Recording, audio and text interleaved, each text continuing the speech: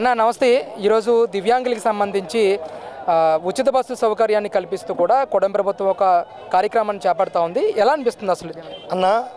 ఈ రాష్ట్రంలో దివ్యాంగులకి సంపూర్ణ వాళ్ళకి వికలాంగులకు వీల్ చైర్లు కానీ వాళ్ళకి పెన్షన్లు కానీ ప్రతి వెహికల్స్ కానీ వాళ్ళకి 1వ తారీఖు రాగానే ముందు వాళ్ళకి పెన్షన్లు అందజేయడంలో లోకేష్ బాబు గారు కానీ చంద్రబాబు నాయుడు గారు కూటమి ప్రభుత్వం ముందుండి వికలాంగులకి ప్రాధాన్యత ఇస్తుంది. ఈ కూటమి ప్రభుత్వం వికలాంగుల్ని వాళ్ళ యొక్క లోపాలను తెలుసుకొని వాళ్ళకి ఎటువంటి వృత్తులు కల్పించాలో అదే వృత్తులు కల్పిస్తుంది ఈ ప్రభుత్వం, కూటమి ప్రభుత్వం.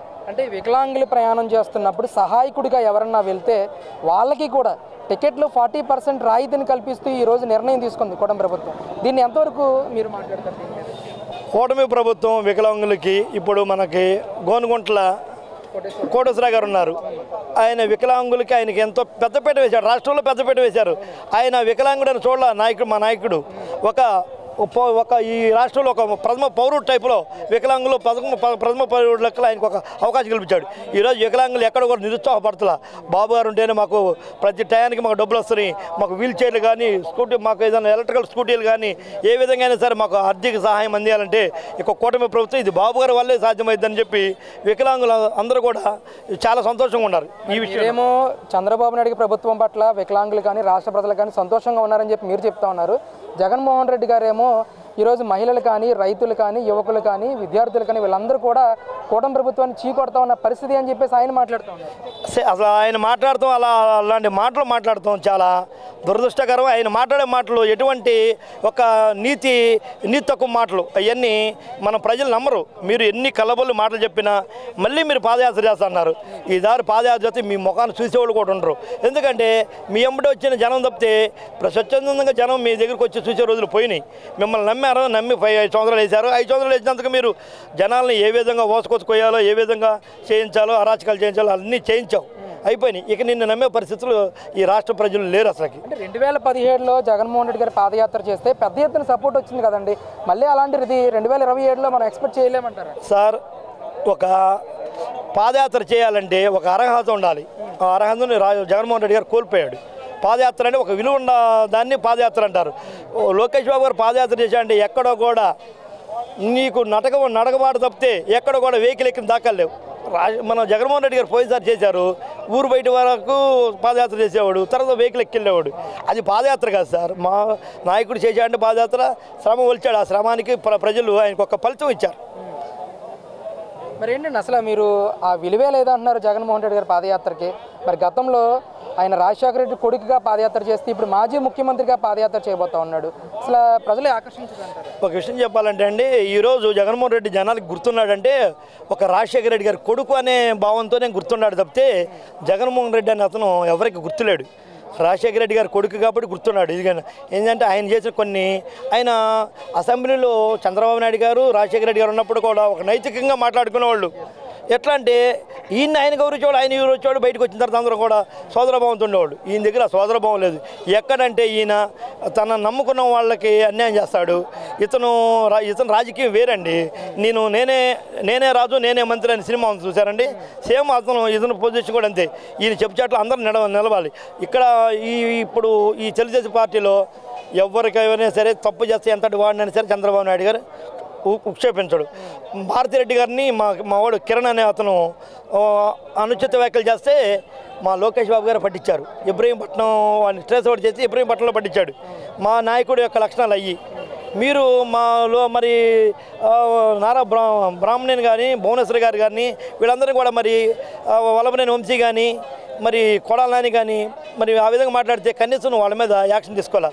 ఇది మాట్లాడి ఇట్లా మనం ఒక ఎమ్మెల్యే ఉన్నావు, ఇది కరెక్ట్ కాదు, ఏదన్నా తీరు మాట్లాడుకోండి, ఇలాంటి బూతులు మాట్లాడొద్దని చెప్పి కనీసం వాళ్ళని ఖండించబాగా ఎంకరేజ్ చేశాడు. మరి ఈరోజు నారా లోకేష్ రెడ్ బుక్ రాజ్యాంగం అరాచక పాలన చేస్తున్నాడని చెప్పి మాట్లాడుతున్నాడు ఆయన. అసలు నారా లోకేష్ బాబు గారు రెడ్ బుక్ రాజ్యాంగం చేసేవాడైతే ఈ రాష్ట్రంలో వైసీపీ వాళ్ళు కనుమరుగైపోయేవాళ్ళు, రోడ్డు మీదకి వచ్చేవాళ్ళు కాదు, ఎక్కడ కూడా మాట్లాడే దాఖలు ఉండేవి కాదు. ఎందుకంటే ఈ లోకేష్ బాబు గారు అలా ఏం చేయడు. 1 by 1 ఏది ఎక్కడ తప్పు ఉంది ఎక్కడ ఉప్పు ఉందని మొత్తం చూసుకొని యాజ్ పర్ రూల్స్ ప్రకారం చేస్తాడు. కానీ ప్రజల్లోకి వచ్చి నవ్వులు పాలవడు. ఇక్కడ మా నాయకుడు చేశాడంటే ఎక్కడైనా సరే ఎవరినైనా సరే పెట్టాడంటే మేము జోగి రమేష్ గారిని ఆ రోజు అరెస్ట్ చేయాలంటే మేము ఇంటి మీద దాడికి వచ్చినప్పుడు ఆ కేసు మీద చేయొచ్చు, కానీ మేము అది చేయలే. మద్యం కేసులో దొరికాడు, పాపం పండింది, దేవుడు కరుణించాడు, లోపలికి వెళ్ళాడు మహానుభావుడు, మళ్ళీ వచ్చాడు. అవన్నీ అక్రమ కేసులు అంటున్నాడు. అక్రమ కేసులు ఏదండి? అక్రమ కేసులని నీకు ఏమన్నా ముద్దాయి అద్దెపల్లి జనార్దనే ఒప్పుకున్నాడు కదండి. అద్దెపల్లి జనార్దన్ నాకు మరి రామును జోగి రమేష్ గారు చేయించారు ఇదని చెప్పి డబ్బులు చేస్తే నీకు దాంట్లో ఇది అక్రమ కేసులని ఎట్లా అంటారు మీరు? ముద్దాయి ఏమన్నా ముద్దాయి అద్దెపల్లి జనార్దన్ చెప్పాడు, నాజా చెప్పింది జోగి రమేష్ గారు అని. మళ్ళీ దీంట్లో దీన్ని మేము అనుచితుల వ్యాఖ్యలు ఎలా చేస్తాం? మాకు అలాంటి చేయాల్సిన అవసరం లేదు. సరే, ముఖ్యంగా ఈరోజు జగన్మోహన్ రెడ్డి గారి తల్లి అయినటువంటి వైఎస్ విజయమ్మ కోర్టులో ఒక అఫిడవిట్ దాఖలు చేయడం జరిగింది. సరస్వతి అసెట్స్ నుంచి మాకు రావాల్సిన వాటా మాకు ఇప్పించండి అని చెప్పేసి కోర్టు మెట్లు ఎక్కింది ఆవిడ. ఎలా చూస్తారు సార్ అసలు జగన్ గారు? అసలు వాస్తవంగా మరి ఆమె కోర్టు మెట్లు ఎక్కేంతవరకు చేసింది ఎవరు? జగన్మోహన్ రెడ్డి గారు. కొడుకు మంచోడైతే తల్లి కోర్టుకి ఎక్కాల్సిన పని లేదు కదా. నువ్వు ఆమెకి సరైన గౌరవం లేదు. ఆమెని ఎక్కడ చూసినా కూడా ఏ సభలో ఎక్కడన్నా మీటింగ్ ఫంక్షన్లో కనపడినా కూడా ఆమెని చూస్తున్నట్టుగా ఒక అనామకలు చూసినట్టు వెళ్ళిపోతున్నావు. ఈరోజు నీ తల్లి నీ మీద కోర్టు ఎక్కిందంటే నువ్వు ఎంత మంచోడు దేశ ప్రజలకు కూడా అర్థమవుతుంది. అంటే ఎలా చూడొచ్చండి? ఒకవైపు ఏమో జగన్మోహన్ రెడ్డి గారు మహిళలకి మేము రాష్ట్రంలో పెద్దపీట చేసాం గతంలో, ఈరోజు మహిళలకి రక్షణ లేదని చెప్పేసి మాట్లాడుతూనే సొంత ఇంట్లో తల్లి ఈ విధంగా కోర్టు మెట్లు ఎక్కడాన్ని అసలు ఎలా చూడొచ్చు అంటే? సొంత ఇల్లుకి, సొంత తల్లికి, సొంత చెల్లికి న్యాయం చేయలేడు రాష్ట్ర ప్రజలకి ఏం చేస్తాడండి ఆయన? మహిళలకి చట్టసభల్లో గౌరవం కానీ ఈ రాష్ట్రంలో మహిళలకి గౌరవించినట్టుగా ఈ కూటమి ప్రభుత్వం తప్పితే వేరే ప్రభుత్వం ఎటు మహిళలకి న్యాయం చేయలేదు. ఈ కూటమి ప్రభుత్వమే ఈ మహిళలకి గౌరవించాలంటే ఒక బాబు గారేనండి మహిళా గౌరవం అంటే. మహిళల్ని ఎవరైనా సరే అనుచిత వ్యాఖ్యలు చేస్తే మాత్రం ఎటువంటి వాడైనా సరే, మా పార్టీ నాయకులైనా సరే ఒప్పుకోడు. లోకేష్ బాబు గారు కానీ, చంద్రబాబు నాయుడు గారు కానీ, పవన్ కళ్యాణ్ గారు కానీ. Thank you. ఇలాంటి అన్న ఉంటే ఇక శత్రువులు అనవసరం. అన్న అన్న పదానికి కలంకం ఈరోజు జగన్మోహన్ రెడ్డి గారు. ఇంతకంటే మీకేం చెప్పలేం. మీకు మీడియా ఉంది కదా అని మాట్లాడడం అన్యాయం అని మీకు అనిపించడం లేదా? వాళ్ళ సొంత నాన్న హార్ట్అటాక్తో చనిపోయారు అన్న వార్త సునీత పుట్టించిందా? సాక్షి పుట్టించలేదా? మీకు పాత్ర లేదా? అవినాష్ కాదా అక్కడ ఉన్నది లోకల్గా? సునీత వివేకానంద రెడ్డిని చంపింది సునీత భర్తన. మీకు తెలియదా ఎవరు చంపారు? అసలు ఇలాంటి అన్న ఉంటే ఇక శత్రువులు అనవసరం. అన్న అన్న పదానికి కలంకం ఈరోజు జగన్మోహన్ రెడ్డి గారు. ఇంతకంటే మీకేం చెప్పలేం.